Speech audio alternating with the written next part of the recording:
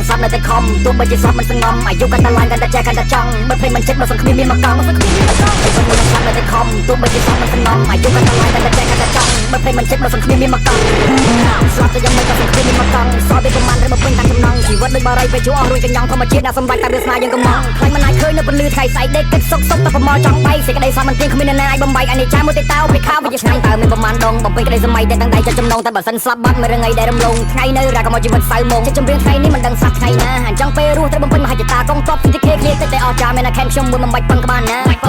អាយុកាន់តែឡើងកាន់តែចេះកាន់តែចង់កាន់តែស្អែកកាន់តែឃ្លានគំនិតនៃជីវិតមកបង្ខំឲ្យខ្ញុំគិតទោះបីជួបរឿងប្រឌិតក៏មិនលឿនដៃប្រណំអ្នកខ្លះគេមកជីហើយអ្នកខ្លះគេមកជន់ខ្លះគេមកគៀបព្រោះតែយើងអត់សម្ព័ន្ធតែចិត្តដូចជាស្ដេចដូចជាចៃវរ្ម័នមានតែពាក្យចេញចំបាំងតាមរបៀបគ្រប់ចំនួន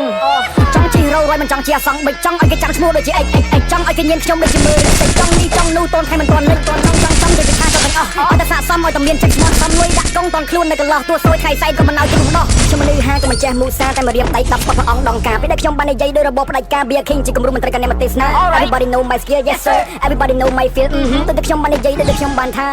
Everybody know my skill ជីវិតមិននឹងសាប់នៅតែខំទោះបីជាសាប់មិនសងំអាយុកាន់តែឡើងកាន់តែចេះកាន់តែចង់បើភ្លេចមិនចិត្តមកសង្គ្រាមមានមកកង់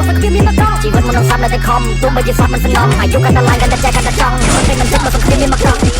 ខ្ញុំដើរមកជាយូរអត់មានគ្រូអត់មានមានអ្វីដែលខ្ញុំចង់ជួយខ្ញុំសន្តិភាពខាងក្នុងជីវិតចង់តែធ្វើអតិថិនេះក៏ចង់សម្រាប់ខ្ញុំតែលោកខ្ញុំមិនទាន់រៀបអាយុចិត្ត20ស្គាល់អស់គ្រប់ស្នេហ៍ស្គាល់គ្រប់ចុងចុយតែនៅមានអីទៀតមុនពេលស្លាប់ធ្វើវាមានរបៀបឲ្យគេចាំតគ្នាដូចស្គាល់ពីនេះយើងជប់ឡើងទៅសក់ឃើញគេមកចូលពីមកមានធំមានស្នែងជាគោគ្នាពីរអ្នកចាប់ចុងខ្ញុំមកចូលខ្ញុំសេចក្ដីយក